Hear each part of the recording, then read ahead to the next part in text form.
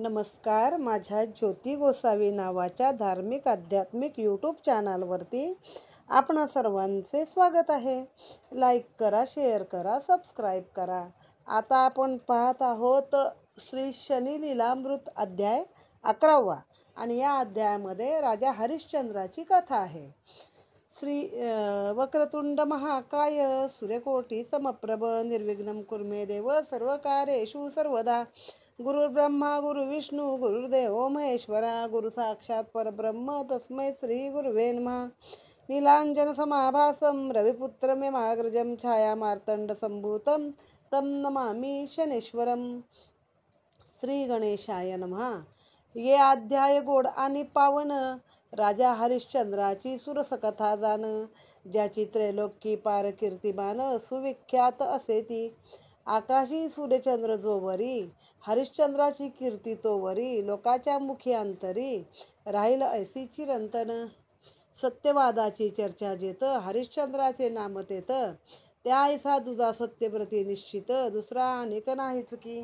जैसे वायू तेज मूर्त भेद न करती येत, तैसे समस्त भूत जात दैवते हरिश्चंद्राची. बालकासी जैसी माता प्रेमे भरवी तत्वता, तैसा नरेश हा समजता जगा प्रेम समर्पी. काया वाचा मने जाण विश्वची त्याचे पूजास्थान, त्या वाचुनी अन्य देव नच कोण. प्रिय जीवा समसत्य राजा सत्यवचनी, तैसेची असे करणी सद्विवेक जीवनी. श्रेष्ठ मानी परम वायू जैसा आकाशात, स्वच्छंदे नित्य विहरत, तैसे देवही सतत अनुभव तयाचा. तयापरी राजा कीर्तिवंत, त्रिलोकी सुविख्यात. सत्यजयाचे दैवत अन्य काही नसेची. आकाशी पाताळी भुवरी, तैसीच दस दिशा साचारी. देवची तो मनुष्यकारी, अवतरला सकळ मानती. याचक कुणी येता दरबारी, अतिथी मुनी वा तपकरी. त्याच्या सर्व प्रकारी मनोकामना पुरविता तो. दिल्या वचना जागेपणी, अथवा निद्रेत अथवा स्वप्नी. तो सत्य करी जनी, ऐसे ब्रीद तयाचे. हरिश्चंद्राच्या नगरी सकल सुखे निरंतरी. सदा सर्वदा विहरती परी, कशाची उणीव नसे. सुख शांती भक्ती ज्ञान वैराग्य शक्ती, वात्सल्य बंधुत्व प्रीती. वैभवासह सद्गुण नांदती. सूर्यवंशी राजा सत्यव्रत, अयोध्या नरेश कीर्तिवंत. हरिश्चंद्र तयाचा सूत, परम सत्यनिष्ठ.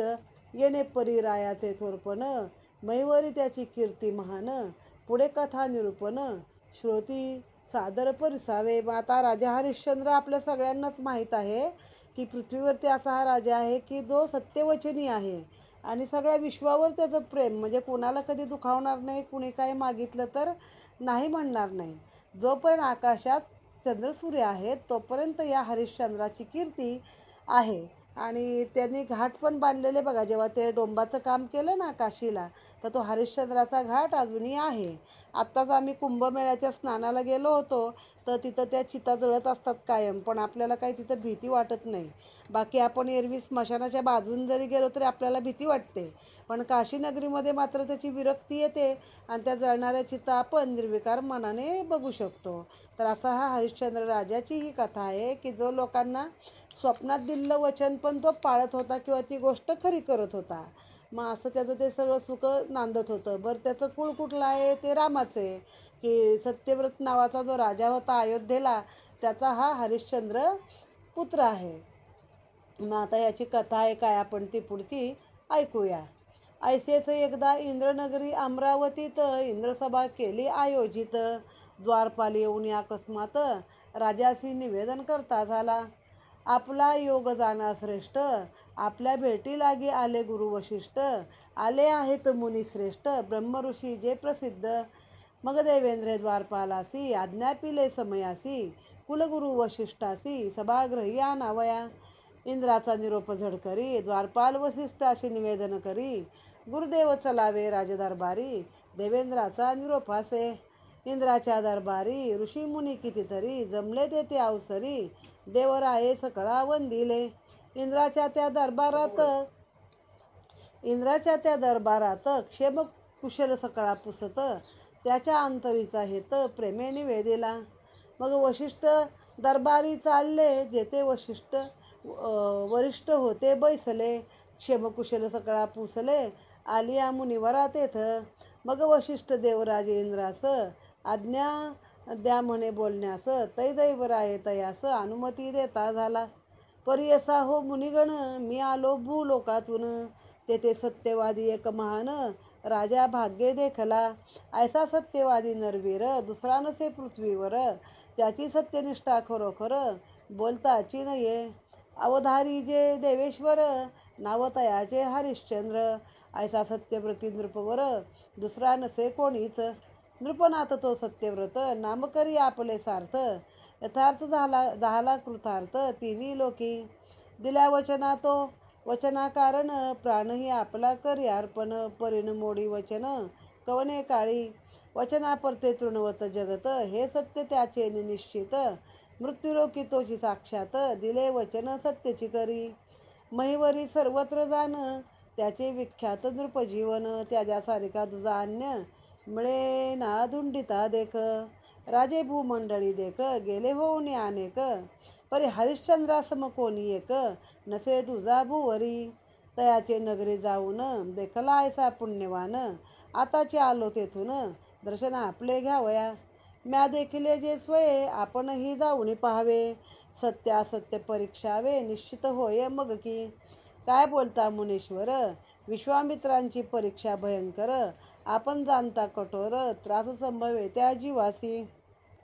आपण कथिले जे साचार त्याचा करतो आदर. जातोची आता महिवर घेईन परीक्षा तयाची. विश्वामित्रे योजले मनात या कामी कोण मजप्रत. करेल निर्धारे मदत ऐसा पाहतो जाऊनी. ऐसा करताच विचार क्षणी नाम आठविले शनीश्वर. हरिश्चंद्राची परीक्षा तत्वर करतील निश्चित तेच. आता याच्यामध्ये काय झालं बघा, एकदा इंद्राचा दरबार चालू असताना वशिष्ठ मुनी तिथे आले. पण आता ते गुरु आहेत, पण तरी पण त्यांनी असं डायरेक्ट नाही घुसले आतमध्ये. हो माझा वशील आहे. आपल्याकडे कसं असतं, कुणाचं कोण असलं की द्वारपालाला विचारायचं नाही, डायरेक्ट मी चाललो आत, माझा वशील आहे. तसं नाही, द्वारपालांजवळ निरोप पाठवला की वशिष्ठ भेटीला आले तर येऊ का. मग देवेंद्राने सांगितलं घेऊन या. मग ते आले घेऊन एकदम सन्मानाने त्या ऋषींना आतमध्ये.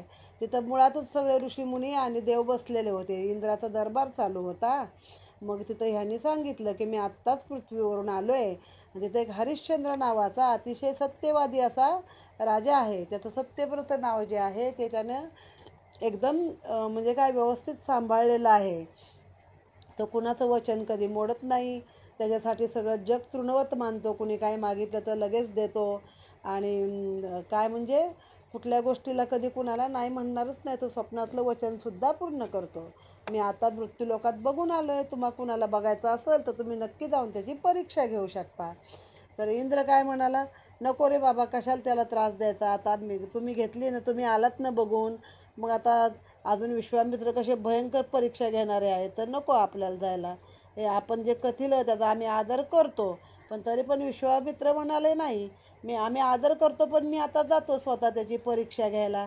आणि मग आता ह्या कारणासाठी मला कोणतरी मदत केली पाहिजे. मग मदत कोण करणार, तर त्यांना शनिदेवाची आठवण झाली की शनिदेव या कामी मला मदत करू शकतात.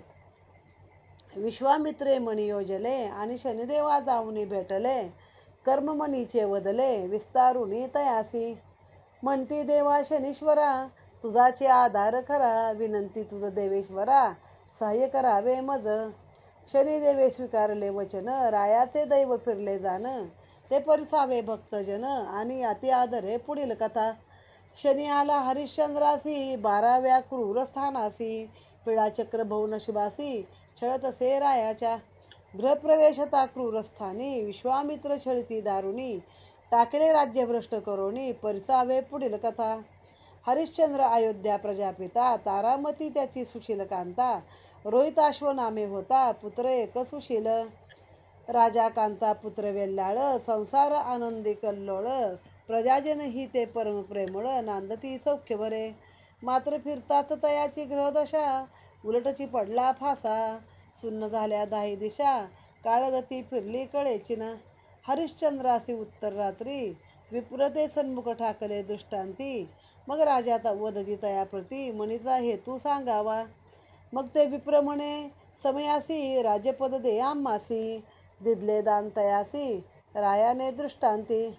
विप्ररूपी विश्वामित्र तेथ अंतर्धान पावला क्षणात, स्वप्नही गेले विस्मरणात अरुणोदय झाला.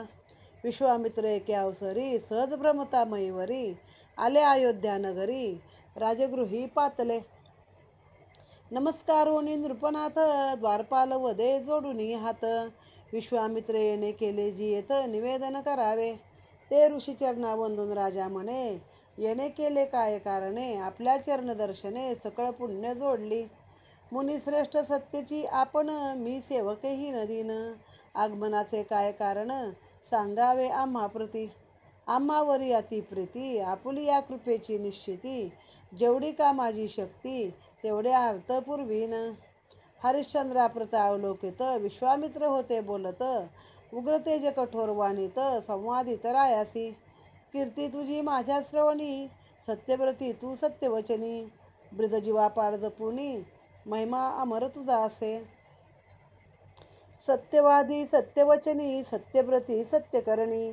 अलौकिक राहिलास त्रिभुवनी, नृपवरा हरिश्चंद्रा. ही ब्रीदावली अंतरी जपत, उत्तर रात्री निद्राधीन अवस्थेत.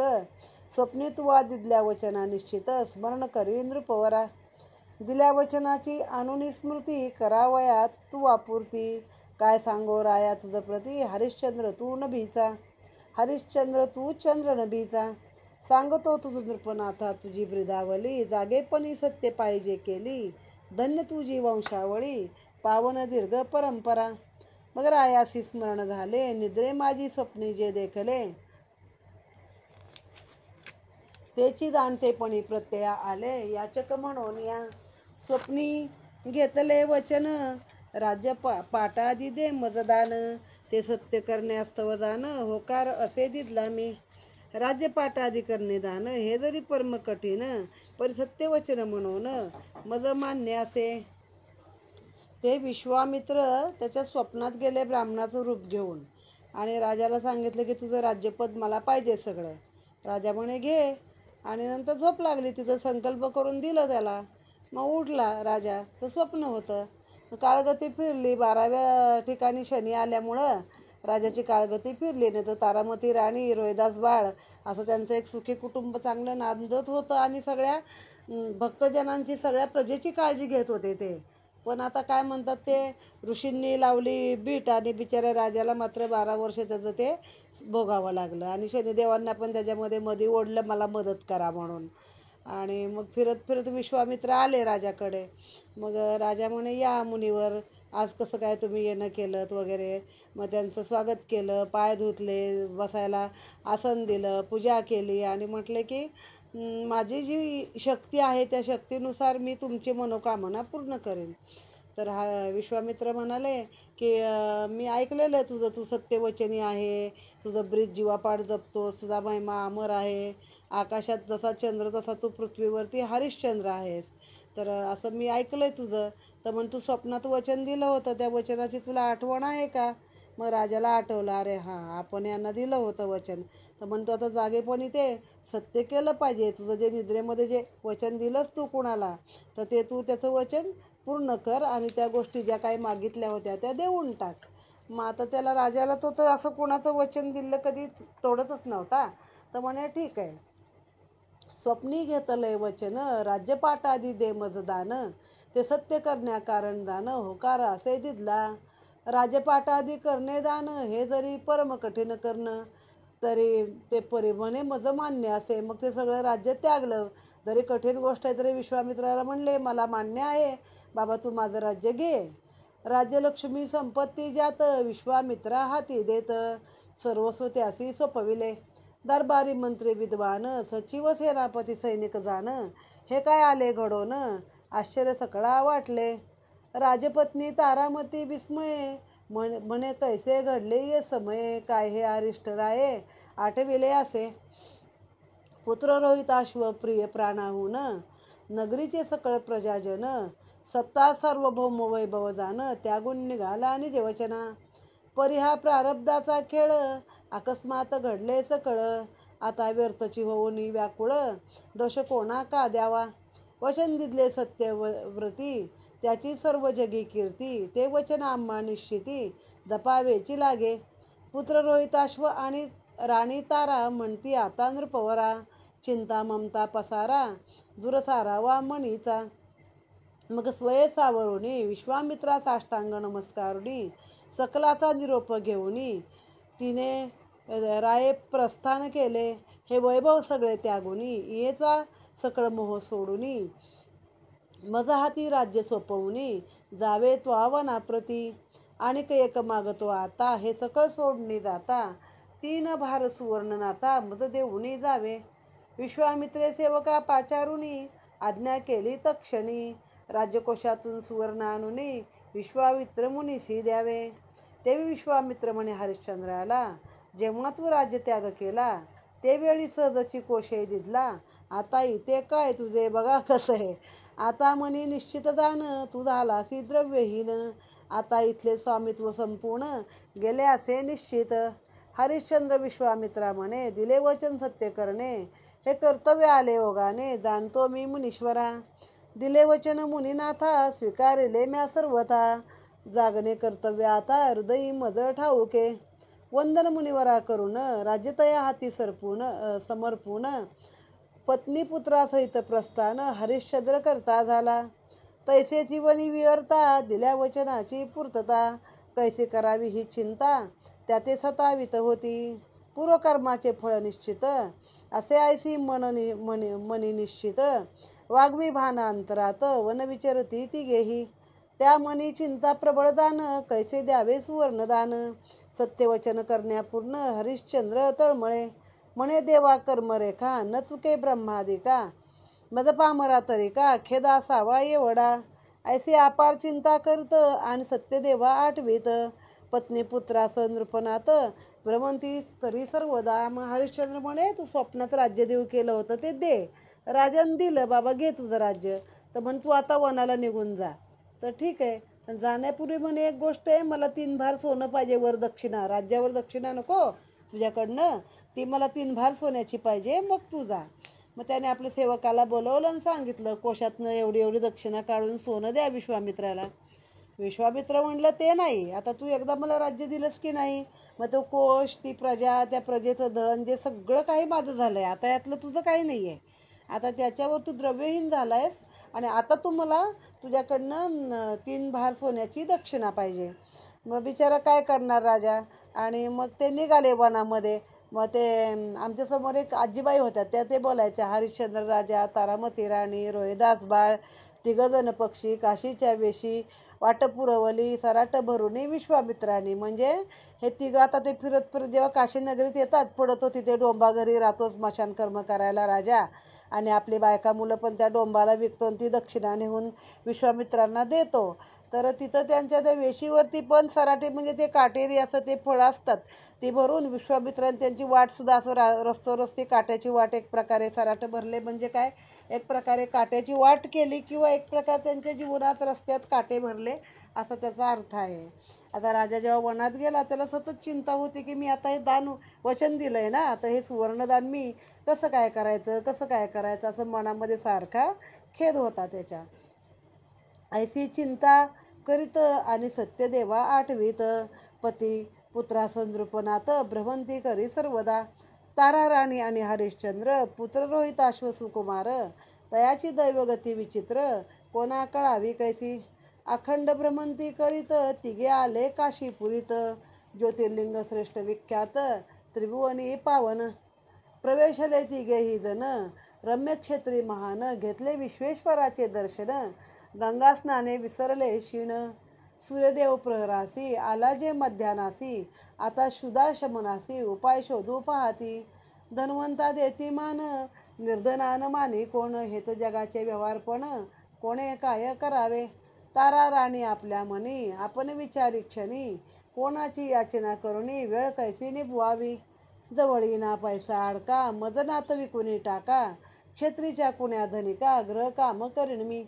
पुत्र रोहिदास सुकुमार, पुढे येऊनी सत्वर. म्हणे मी होईन चाकर, चिंता न करावी आपण. तया उभयताच्या वचने, हरिश्चंद्राच्या अंतःकरणे. आघात पडे त्या श्रवणे, काय होते ते न कळे. पुत्राचे ऐकून बोला, हात लावून कपाळा. राजा गलबलून गेला, स्वय सावरी वेळोवेळा. तया उभयता शांत होऊन म्हणे, न कोणा द्यावी दूषणे. हे माझ्याच प्रारब्धाने ओढवले कर्मायसे. धनिक एक कोणी जात होता तेथुनी, क्षणभर तेथे थांबुनी मोल विचारी ती येथे. मोल घेईन 4 सुवर्ण, हरिश्चंद्र सांगे विचारून. धनिक म्हणे देईन 3, एवढेच ते मजपाशी. पुत्र हा जो रोहिताश्व, तोही राहील आपल्या सेवेस. माता तारामतीस कार्य सहाय्य करेल तो. ऐसा घडला व्यवहार, राजा राणी आणि पुत्र यांनी विकले स्वशरीर. मोल 3 भार सुवर्ण. स्वय झाल्या डोंबा घरी चाकर, येणे परी मिळून सुवर्ण भार. वचनपूर्ती केली सत्वर, बिरुद आपुले साच केले.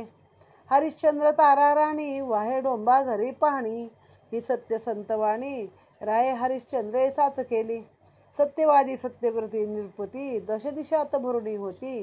कीर्ती ती श्रेष्ठ हाती, अबाधित राहिली. जरी प्रजाजनांचा कैवारी, निच्या घरी करी चाकरी. लज्जान स्पर्शे अंतरी, त्या थोराच्या अणुमात्र. घरी स्मशानी दारी, सेवा मानुनी चाकरी करी. अभिमान तिळभरी, स्पर्शला नाही त्या. राव रंक वा आणिक कोणी, नाही सुटला कर्मापासूनी. भगवंताची दिव्यवाणी, हरिश्चंद्रे सत्य केली जीवनी. डोंबा घरी करी सेवा, एका कल्पित घडले ते बा. पुत्र तया रोहिताश्वा, काळे अकस्मात ग्रासिले. आली अपार कष्ट दशा अपार, धैर्य सोडी अनुमात्र. तारामती आणि हरिश्चंद्र, धैर्यशील सत्यव्रती. दैवाची चक्रे फिरली, रोहिताश्वतीयेचा बळी. रोहिताश्वते वेळी, काळे गिळीला सर्पदंशे. माय आक्रोश करी अनिवार, तो आघातची अनावर. हरिश्चंद्रा हिर धर्मे धीर, परी सहावे तैसेच. तो आघात सहावया, धीर देई देवराया. ऐसे आक्रंदून तया ठाया, धरणीवरी कोसळली. तया अंत्यसंस्कार करावया, तुझ्या नसेची सर्वे या. अंतिम ते कार्य उरकावया, तारामती निघाली. एकांती त्या वैराण स्थानी, नसेची हरिश्चंद्रा वाचुनी. अनिक दुजा कोणी, काय दैव दशाती दुर्घट. दाटला चौकडे अंधार, प्रवेशले स्मशानभूमीवर. टिटवी पिंगळ गुबडाचे गुत्कार, हे चिकानी पडती पै. तो कर्मनिष्ठ होता जागता, ते दिशेशी झाला जाता. पुत्र प्रेटा कवताळुनी माता, विलापतसे अधिक.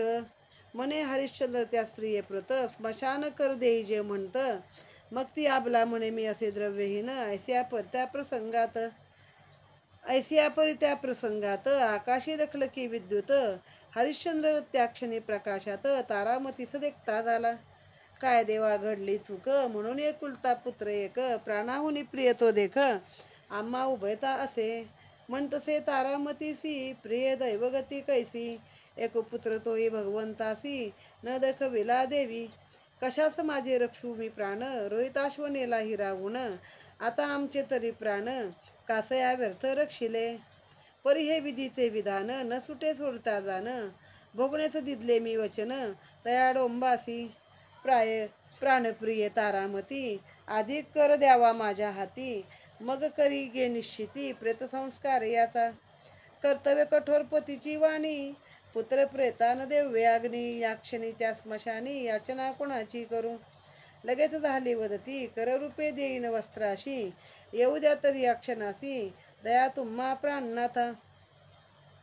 तव झाली नभोवाणी, धन्य हरिश्चंद्र धन्य तारा राणी. ऐशाही क्षणी व्रतस्थ राहुनी, दिल्या वचना राखिले तुम्ही.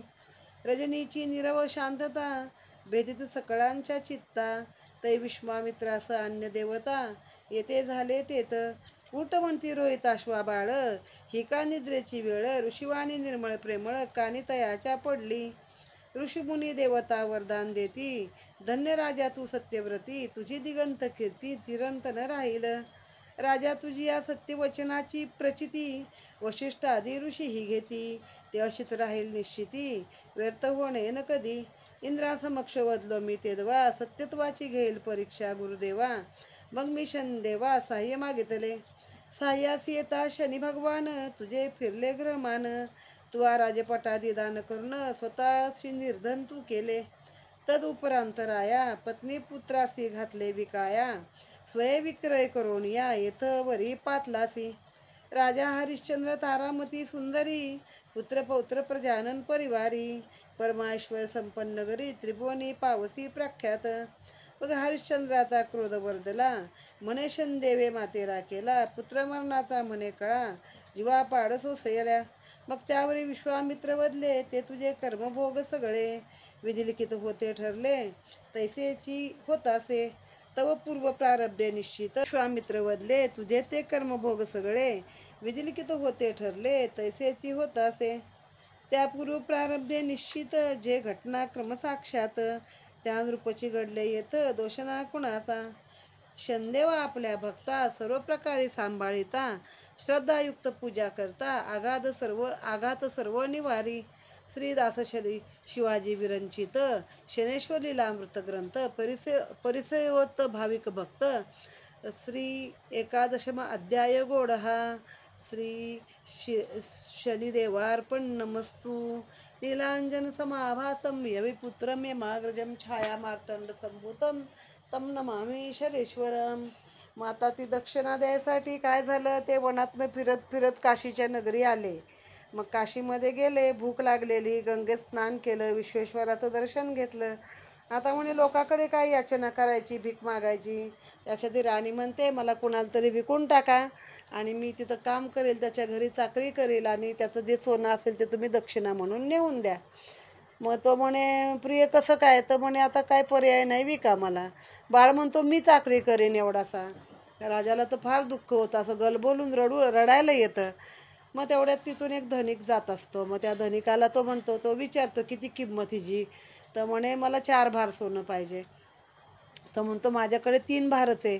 अहो म्हणे, माझा मुलगा पण मदत करेल तिला. तर म्हणे, नाही, 3 भारच आहे. मग शेवटी दोघं विकत घेतो तो 3 भार सोन्यामध्ये. मग राजा काय करतो, स्वतःला डोंबाच्या घरी विकतो. डोंब म्हणजे तिथं स्मशानामध्ये चितेला अग्नी देण्याचं काम करणारा मनुष्य, तर त्याचा हा मदतनीस म्हणून राहतो. ते 3 भार सोनं विश्वामित्रांना नेऊन देतो आणि आपलं वचन पूर्ण करतो आणि बिचारा डोंबा घरी काम करत राहतो. इकडे काय होतं, अजून नशिबाचा फेरा, अजून दुर्दैवाची दशा चुकलेली नाही आहे. एकदा रोहिताश्व बाळाला साप चावतो आणि तो मरण पावतो तिथं. मग त्या बाईला कसं ते किती म्हणजे दुःख तिला, एकतर नवरा दुसरीकडं चाकरी करतोय, मी इकडं विकून घेतलं, ते एकुलतं एक पोर मेलं. ती देवा हे दुःख सहन करायची ताकद दे रे बाबा म्हणून ती खूप विलाप करू लागली, जमिनीवर आडवी पडली आणि शेवटी त्या बाळाला खांद्यावर टाकलं आणि रात्रीच्या अंधारात स्मशानात गेली. तिथे गेली तर तिथं तो एकटाच, हरिश्चंद्र राजा, दुसरं कोणच नाही. व ती अंधारात जाते ना, तर अंधारामध्ये म्हणते, माझ्या बाळाचं क्रियाकर्म करायचं आहे, माझ्या मुलाचं. तर तो म्हणतो, बाई ग राजा, इथल्या डोंबाचा काही कर आहे प्रेत जाळायसाठी, तो कर देशील तरच मी त्याचं करू शकतो धनविधी. ती म्हणते, मी निर्धन आहे हो, माझ्याकडे पैसा नाही, काय नाही माझ्याकडं, माझं एवढं करा. तेवढ्यात वीज चमकते. तर विजेमध्ये दिसतं त्याला आपलीच बायको ना आपल्याच मुलाचं प्रेत.